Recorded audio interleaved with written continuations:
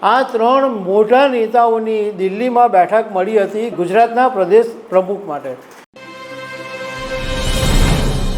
બે એવા મોટા ડેવલપમેન્ટ સામે આવ્યા છે જેના પરથી એવું લાગી રહ્યું છે કે ગુજરાતની અંદર રવિવારે અથવા સોમવારે કંઈક મોટા સમાચાર આવવાની શક્યતા છે।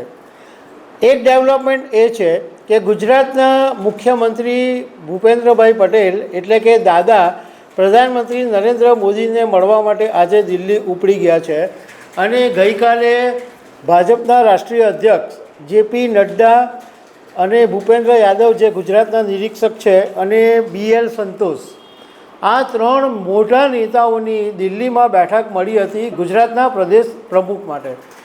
એટલે એવું માનવામાં આવી રહ્યું છે કે હવે રવિવાર કે સોમવારે ભાજપના પ્રદેશ અધ્યક્ષનું નામ જાહેર થઈ શકે છે। તો આના વિશે તમારી સાથે વાત કરીશ। મારું નામ રાજેશ શાહ છે અને તમે જોઈ રહ્યા છો ગુજરાતના સૌથી મોટા ડિજિટલ ન્યૂઝ પ્લેટફોર્મ ખબર છે.com। આમ તો જોવા જઈએ ને તો 1 વર્ષ થઈ ગયું, કદાચ 1 વર્ષ કરતાં બી વધારે સમય થઈ ગયો કે ગુજરાતની અંદર પ્રદેશ પ્રમુખની પસંદગી નથી થઈ અને રાષ્ટ્રીય અધ્યક્ષની પસંદગી પણ નથી થઈ। એટલે ઘણી વખત એવા સમાચાર આવ્યા જ કરે કે આજે થશે, કાલે થશે, ઉત્તરાયણમાં થશે, ઓગસ્ટમાં થશે, જુલાઈમાં થશે, એવા સમાચાર વારે ઘડીએ આવતા જ રહે છે। હવે ફરીથી એક નવું ડેવલપમેન્ટ એ સામે આવ્યું કે આજે દાદા પ્રધાનમંત્રી નરેન્દ્ર મોદીને મળવા માટે દિલ્હી પહોંચી ગયા છે અને બપોર પછી એમની મિટિંગ છે। તો એવી શક્યતા જોવાઈ રહી છે કે પ્રદેશ પ્રમુખનું નામ વિશે અને ગુજરાતમાં મંત્રીમંડળના વિસ્તરણ માટે પ્રધાનમંત્રી નરેન્દ્ર મોદીની સાથે ચર્ચા થઈ શકે છે અને એ પછી અહીંયા ઘડી નામની જાહેરાત થઈ શકે છે। બીજું ડેવલપમેન્ટ શુક્રવારે એ થયું કે દિલ્હીમાં ભાજપના રાષ્ટ્રીય અધ્યક્ષ જેપી નડ્ડા, ભાજપના રાષ્ટ્રીય મહામંત્રી BL સંતોષ અને કેન્દ્રીય મંત્રી અને ગુજરાત ભાજપના અધ્યક્ષ માટે નિરીક્ષક એવા ભૂપેન્દ્ર યાદવ વચ્ચે બેઠક મળી હતી અને આની અંદર એવું નક્કી કરવામાં આવ્યું કે ગુજરાતના પ્રદેશ પ્રમુખની ચૂંટણીની જે પ્રક્રિયા છે એ જલ્દીમાં જલ્દી પૂરી કરવામાં આવે અને ગમે તે ઘડીએ ભૂપેન્દ્ર યાદવ ગુજરાત આવી શકે છે। જોકે રાજકારણના જાણકારોનું કહેવું એમ છે કે ભાજપની અંદર આ પ્રદેશ પ્રમુખની પસંદગી માટેની ચૂંટણીની પ્રક્રિયા એ માત્ર ઔપચારિકતા છે। એટલે એમ કહેવાય કે માત્ર દેખાવ પૂરતું આ છે, બાકી ભાજપના અધ્યક્ષ પદની પસંદગી હાઈકમાન્ડ નક્કી કરી દીધું છે।